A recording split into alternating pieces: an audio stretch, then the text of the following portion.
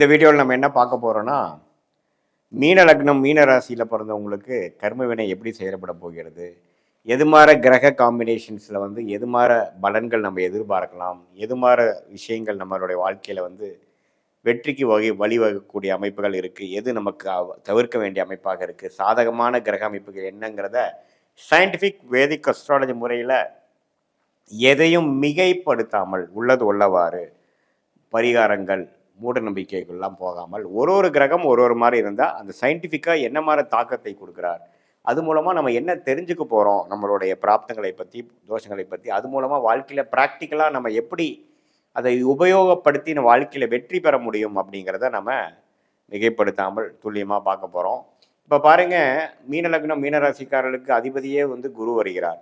யோகமான கிரகம் வந்து செவ்வாய் வருகிறார். அதுக்கு அடுத்தபடியாக சந்திரன் வராரு. ஸோ இந்த 3 கிரகம் ரொம்ப முக்கியம். குரு, செவ்வாய், சந்திரன். இந்த 3 கிரகமும் பார்த்தீங்கன்னா ஓரளவுக்கு ஒளி பொருந்திய கிரகமாக ஸ்தானபலம், திக்பலம், திருப்பலத்தோடு இருக்கும் பொழுது நல்ல ஒரு கர்மாவை கொடுக்கக்கூடிய அமைப்பு. அது சந்திர திசை 25-30 வயசுலேருந்து வந்து ஒரு சந்திரன், செவ்வாய், ராகு, குருங்கிறது ஒரு 60 வயசு வரைக்கும் வரும்பொழுது வாழ்க்கை அற்புதமாக நமக்கு வேணுங்கிற திட்டங்கள்லாம் தீட்டி அழகாக நம்ம செயல்படுத்த முடியுங்கிறத நம்ம தெரிஞ்சுக்கிறோம். ஆனால் செவ்வாய் குரு திசைக்கு அப்புறம் வரக்கூடிய சனி, புதன், கேது, சுக்கிரன்கிற அவயோக பெல்ட் வரும்பொழுது ஜாதகர் கஷ்டப்படுவாங்க அப்படிங்கிறத நம்ம தெரிஞ்சுக்கணும். சரி, இதில் வந்து எது மாதிரியான அமைப்பு வந்து இப்போது சந்திரன், குரு, செவ்வாய் வந்து ஓரளவுக்கு பாதிக்கப்படாமல் கிரக அமைப்பு காம்பினேஷன் பார்த்தீங்கன்னா ராகுவோட சேராமல், சனியோட சேராமல், கேதுவோட சேர்ந்து ஒரு பௌர்ணமி சந்திரனாக இருந்து குரு பார்வை பெற்று இது மாதிரி திருட் பலம் என்று சொல்லப்படுகிற ஒளியோடு இருக்கும் பொழுது அற்புதமான பலன்களை கொடுப்பார் அப்படிங்கிறத தெரிஞ்சுக்கிறோம். சூரியன் சனியோட சேரக்கூடாது. சூரியனும் சந்திரனும் ஒளி கிரகமாக இருந்து ராகு கேதுகள் சனியோட சேரக்கூடாது. மற்றபடி பார்த்தீங்கன்னா இந்த செவ்வாய் வந்து நல்ல யோகத்தை கொடுக்கக்கூடியவர், சந்திரனும் யோகத்தை கொடுக்கக்கூடிய 2 பேரும் சேரும் பொழுது அற்புதமான பலனை கொடுத்து சந்திரமங்கல் யோகத்தை கொடுக்குறார். செவ்வாய் திசை சந்திர திசையில் அற்புதமான ஒரு பலனை கொடுக்கக்கூடிய அமைப்புகள் உண்டு. அதே மாதிரி உங்களுக்கு மிகவும் சுமாரான கிரகமாகிய வரக்கூடாத திசை என்று சொல்லப்படுகிற சுக்கிர திசை 20 வருஷம் இருக்கு. ஸோ அந்த சுக்கிரன் வந்து ஓரளவுக்கு ஒளி பொருந்திய சுக்கிரனாக இருந்தால் வரவேண்டிய துன்பங்கள் குறையும், வரவேண்டிய பிரச்சனைகள் குறைஞ்சு கொஞ்சம் வேறு மாதிரி ஷேர் மார்க்கெட், வெளிநாடு விஷயங்கள், உயில் மூலமாக சம்பாதிக்கிறது அது மாதிரி வரும். அவரே வந்து பாதிக்கப்பட்ட சுக்கிரனாக இருந்து ராகுவோட சேர்ந்து சனியோட பாதிக்கப்பட்டிருந்தால் பாடாப்படுத்தக்கூடிய அமைப்புகளும், வம்பு வழக்குகளும், உடல் உபாதைகளும் அது மாதிரி ஒரு விஷயங்களும் கொடுத்துரும். ஸோ ஃபினான்ஷியல் ரிஸ்க்கு கொடுத்துரும். ஸோ உங்கள் ஜாதகத்தில் சுக்கிரன் எப்படி இருக்கிறார், சந்திரன், செவ்வாய், குரு எப்படி இருக்கிறாங்க, எது மாதிரி காம்பினேஷன்ஸ் கிரக அமைப்பில் இருக்கிறாங்கிறதெல்லாம் நீங்கள் வந்து துல்லியமாக பார்க்கணும். அதே மாதிரி நியூட்ரல் பிளானட்ஸ் என்று சொல்லப்படுகிற சனி, புதன், அதே மாதிரி சூரியன்லாம் எது மாதிரி அமைப்புகள் இருக்காங்க, சேரக்கூடாத அமைப்புகளாக இருக்கிறாங்களா, சூரியன் சனியோட சேரக்கூடாது, சூரியன் செவ்வாயோட சேருவது தப்பில்லை, சூரியன் ராகுவோட சேரக்கூடாது, கேதுவோட சேரக்கூடாது, அதே மாதிரி புதன் செவ்வாயோட சேருவது மிகவும் தவறு. எது மாதிரி காம்பினேஷன்ஸ் இருக்கிறாங்க அப்படிங்கிறத பொறுத்து தான் உங்களுடைய கர்ம வினை போன ஜென்மத்தில் நீங்கள் செய்த பாவ புண்ணியங்களுக்கு தகுந்த மாதிரி கர்ம புண்ணியம் வந்து இந்த வாழ்க்கையில் உங்களுக்கு செயல்பட போகிறது அப்படிங்கிறத நம்ம தெரிஞ்சுக்க போகிறோம். ஸோ இந்த அமைப்பில் பார்த்தீங்கன்னா இது வந்து பொதுவான பலனை தவிர உங்களுடைய ஜென்ம ஜாதகத்தில் பிறந்த தேதி, பிறந்த நேரம், பிறந்த உரை வைத்து வரக்கூடிய ஜாதகத்தில் நீங்கள் எது மாதிரி ஒரு அமைப்பில் பிறந்திருக்கீங்க, உங்கள் மீன லக்னம் மீனராசிக்கு அதிபதி குரு எப்படி இருக்கிறார், யாரோட சேர்ந்திருக்கிறார், செவ்வாய் சந்திரனோட சேர்ந்திருந்தால் அருமை. செவ்வாயோட சேர்ந்திருக்கும் பொழுது குரு செவ்வாயும் அருமையான ஒரு நண்பர்களாக இருக்கிறதுனால ஜாதகரே யோகாதிபதியாக டேலண்டடான அவர் இருப்பார். குருச்சந்திர யோகத்தில் இருக்கிறதும் நல்லது. சனி பார்வை பெறாமல் ராகுவோட சேராமல் இருக்கிறது ரொம்ப நல்லது. அதே மாதிரி சுக்கிரன் எப்படி இருக்கிறார், சந்திரன், செவ்வாய் எப்படி இருக்கிறார், மற்ற கிரகங்கள்லாம் எது மாதிரி அமைப்புகள் இருக்கிறான்னு பொறுத்து தான் உங்களுடைய வாழ்க்கையில் விஷயங்கள் வரப்போகுது. நீங்கள் எந்த கர்மாக்காக பிறந்திருக்கீங்க, what is your life calling, உங்கள் பிறவி பயன் என்ன அப்படிங்கிறதெல்லாம் நம்ம தெரிஞ்சுக்கலாம்.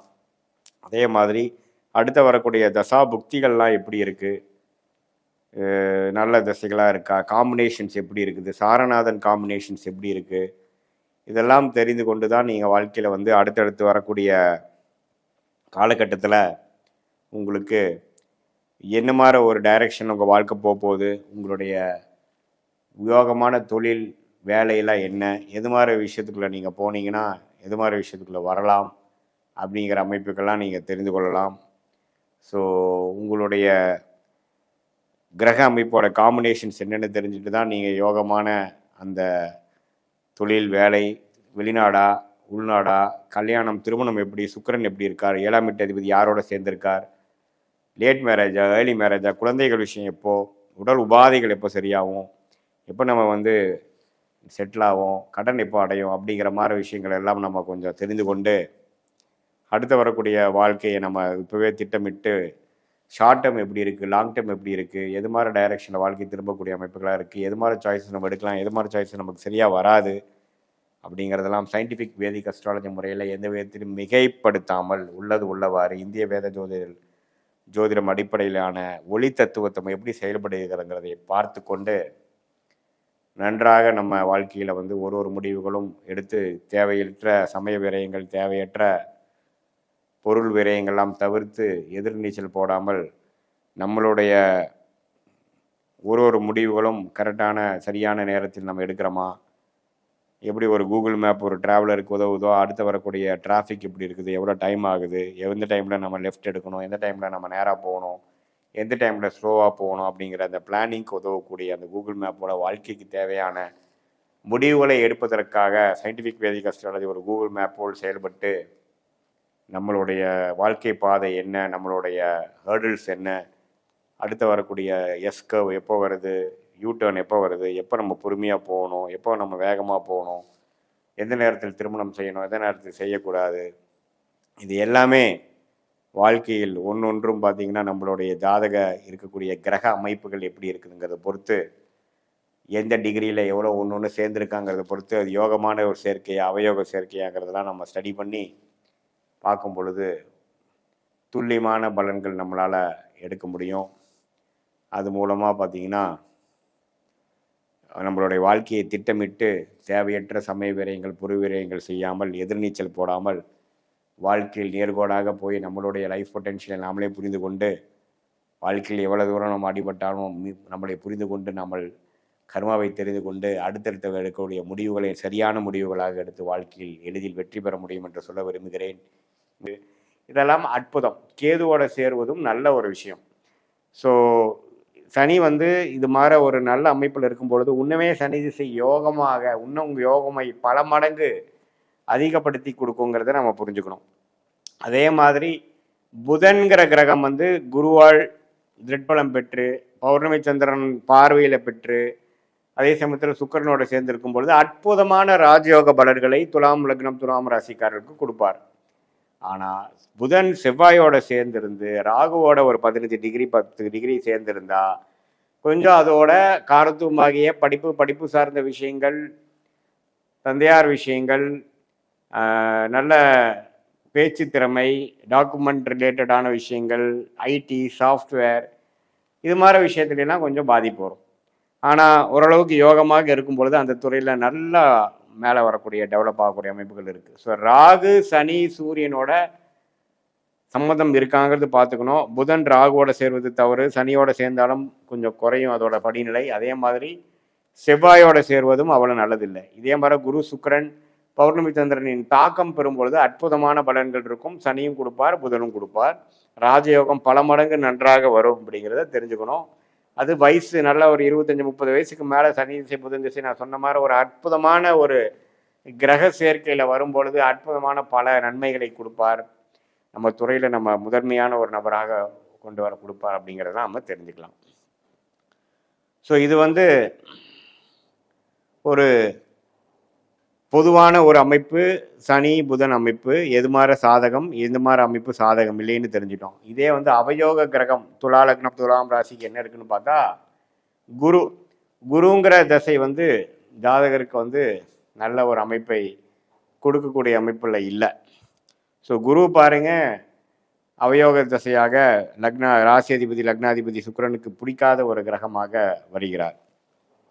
ஸோ அது மாதிரி நமக்கு வரும்பொழுது ராகுவோட ஒரு 10 டிகிரியில் போய் குரு மாட்டிட்டார்னா குரு சண்டால யோகமாகி நல்ல ஒரு அமைப்புகள் இருக்காது. குரு திசை பாடாப்படுத்தும். ஆனால் குருச்சந்திர யோகத்தில் இருக்கார், குரு செவ்வாயோட இருக்கார் அப்படிங்கிறப்போ செவ்வாயோட சேர்ந்துருக்காருன்னா நல்ல விஷயமாக இருக்கும். கேதுவோட சேர்ந்திருந்தாலும் கேல யோகமாக நல்ல அமைப்புகள் உண்டு. ஒரு அவயோகத்தை சில படி குறைப்பார், நம்ம பிரச்சனைகள் கொடுக்காமல் ஓரளவுக்கு சுமாரான திசையாக கொடுப்பார் அப்படிங்கிறத நம்ம கர்மாவின் அடிப்படையில், இந்திய வேதத்தோட அடிப்படையிலான விஷயத்துல நம்ம புரிஞ்சுக்கிறோம். கிரக சேர்க்கையில தான் கர்மா வருதே ஒழிய எந்தெந்த கிரகம் எந்தெந்த இடத்துல இருக்குதுங்கிற பொறுத்து வரல. ஸோ கிரக சேர்க்கையில் இதே வந்து குரு சனியோட சேரும் பொழுது சனிக்கு நல்ல பலனும் குருவுக்கு மிகவும் சுமாரான பலன்களும் கிடைக்குது. அதே மாதிரி சூரியனும் சனியும் சேருவது வந்து ரெண்டுமே பிரச்சனை. பித்திருக்காரகனாகிய சூரியனும் பிரச்சனையாகிறார், சனிங்கிற யோகமான கிரகம் பாதிப்புள்ளாகிறார். அது பலன் கொடுக்க முடியாமல் தந்தையாருக்கும் ஜாதகருக்கும் பிரச்சனைகள் கொடுக்குறார். ஸோ இது மாதிரி பல காம்பினேஷன்ஸ் வந்து நமக்கு நன்மையாக இருக்கா தீமையாக இருக்கா அப்படிங்கிறத நம்ம பார்த்து நம்ம தெரிஞ்சுக்கலாம். ஸோ இது வந்து ஒரு ஜென்ரலான அமைப்பு. உங்களுடைய நியூட்ரல் பிளானட்ஸ் என்று சொல்லப்படுகிற செவ்வாய், சூரியன், சந்திரன் அது மாதிரி கிரகங்கள் பார்த்திங்கன்னா ஒரு சுமாரான பலன்கள் கொடுக்கும். அவர் கொஞ்சம் நல்ல சேர்க்கையில் இருக்கும் பொழுது நல்ல பலன்களாகவும், இன்னுமே பாதிப்புள்ளான இது மாதிரி அவயோக காம்பினேஷன் இருக்கும் பொழுது இன்னுமே பாதிப்புகளை கொடுக்குங்கிறத நீங்கள் தெரிஞ்சுக்கங்க. அது என்ன பாதிப்பு என்னங்கிறதுலாம் ஒரு தனி வீடியோவில் நம்ம பார்க்கலாம். ஸோ இது வந்து ஒரு பொதுவான பலன்களை தவிர உங்களுடைய ஜென்ம ஜாதகத்தில் பிறந்த தேதி, பிறந்த நேரம், பிறந்த உரை வைத்து உங்களுடைய திருக்கணித பஞ்சாங்கத்தில் நம்ம ஜாதகத்தை போட்டு அது பிரகாரம் எப்படி வரக்கூடிய பலாபலன்கள்லாம் எப்படி இருக்குதுங்கிறது நம்ம டீட்டெயில்டாக பார்க்கும் பொழுது இன்னுமே அடுத்த வரக்கூடிய காலகட்டங்கள் எப்படி இருக்குது, எந்த நேரத்தில் வேலை கிடைக்கும், எந்த நேரத்தில் வேலை மாற்றம், எந்த நேரத்தில் தொழில் அமைப்போம், எந்த நேரத்தில் வெளிநாடு போவோம், குழந்தை பேரு, கல்யாணம், எல்லா விஷயங்களும் வாழ்க்கைக்கு வேணுங்கிற அன்றாட எல்லா முக்கியமான டெசிஷன்ஸும் எடுக்கக்கூடிய அமைப்புகளாக நமக்கு கண்டிப்பாக இந்த சயின்டிஃபிக் வேதிக் அஸ்ட்ராலஜி முறையில் உங்களுடைய கிரகங்கள் ஒன்று எவ்வளோ அமைப்பு, எவ்வளோ டிகிரியில் சேர்ந்துருக்கு, கிரக சேர்க்கை எப்படி, யாருக்கு யார் ஒன்று பார்த்துக்கிறாங்க அப்படிங்கிற பொறுத்து தான் உங்களுடைய கர்மவினை போன ஜென்மத்தில் செய்த பாவ புண்ணியங்கள்லாம் வந்து இந்த ஜென்மத்தில் வருதுங்கிறது நம்ம வாழ்க்கை சம்பவங்களாக உருவெடுக்குதுங்கிறது நம்ம புரிஞ்சுக்கிறோம். இது பொதுவான பலனை தவிர உங்களுடைய ஜென்ம ஜாதகத்தில் நம்ம உங்களுடைய ஜாதகத்தை போட்டு பிறந்த தேதி பிறந்த நேரம் வைத்து போட்டு அதை நம்ம துல்லியமாக பார்க்கும் பொழுது உள்ளமே வந்து அப்சல்யூட்லாம் கரெக்டாக நம்மளுடைய டெசிஷன் மேக்குக்கு வேணுங்கிற டைம் லைன்ஸை எப்படி ஒரு கூகுள் மேப் ட்ராவல் பண்ணுறவருக்கு ஒரு நல்ல ஒரு துணையாக இருக்குதோ அதே மாதிரி நம்ம வாழ்க்கையில் வாழக்கூடிய கிளாரிட்டி இல்லாத நேரத்தில் இந்த சயின்டிஃபிக் வேதிக் அஸ்ட்ராலஜி நல்ல ஒரு அமைப்பை கொடுத்து நம்மளுடைய அடுத்து வரக்கூடிய காலகட்டங்கள் ஷார்ட் டேர்ம் லாங் டேர்ம் எப்படி இருக்குது, எதை காட்டுது, நம்ம போகிற டைரக்ஷன் கரெக்டா அப்படிங்கிற ஒரு டபுள் கன்ஃபர்மேஷனை செய்யக்கூடிய ஒரு அமைப்பாக இருந்து எல்லாத்தையும் உத்வேகப்படுத்தி கிளாரிட்டி கொடுத்து நம்மளுடைய கர்மாவை நாமளே தெரிந்து கொண்டு அதுக்கு தகுந்த மாதிரி வாழ்க்கை திட்டங்களை செயல்பட்டு நம்ம போனோம்னா வாழ்க்கையில் எதிர்நீச்சல் போடாமல் சமய விரயங்கள் பொருள் விரயங்கள் செய்யாமல் வாழ்க்கையில் எளிதில் வெற்றி பெற முடியும் என்று சொல்ல விரும்புகிறேன். மீண்டும் மற்றொரு காணொலியில் சந்திப்போம். நன்றி, வணக்கம்.